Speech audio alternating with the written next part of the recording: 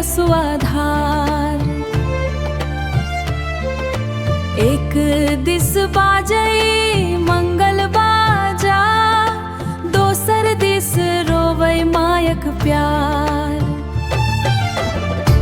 बेटी विदा भेल आज हुमाय अखिया नीर भरल, धीरे डोली चलल मायक अंगना सून भेल, मायक अंगना सून भेल।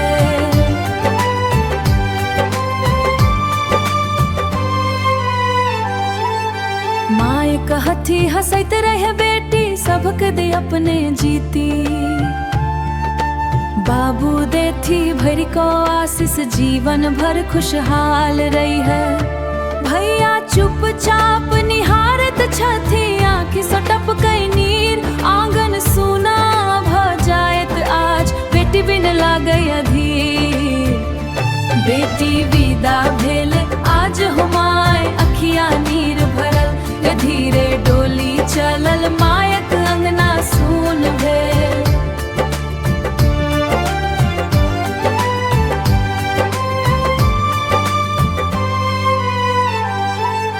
ससुर घर अपन घर मानव सभक मान बढ़ायो, माय बाबू केर देलौ संस्कार जीवन भर निभायो। डीसेम म्यूजिक केर सुर गूंजत मिथिलाक मान बढ़ाबै, गेटा डी चौधरी केर स्वर सबक हृदय छू जाए। जखन मन पड़त पर माय के केर फेर घुरिए बयते, मायक कोरा बाबूक ममता रहत सदिखन हृदय भीतर।